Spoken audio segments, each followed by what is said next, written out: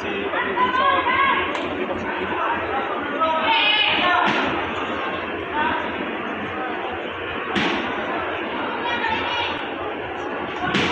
Wow! Wow! Wow! Good counter right, baksak si Bacalso. Ang ganda nung tama. Ay, ito na sabi natin.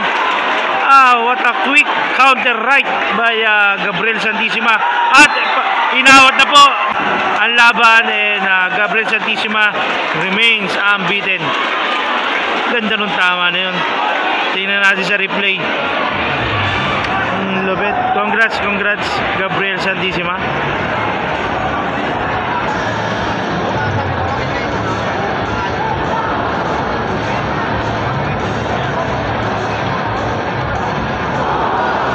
Ganda nung tama talaga. Ito yung replay. Counter right hook talaga ito, mama. Sapul na sapul.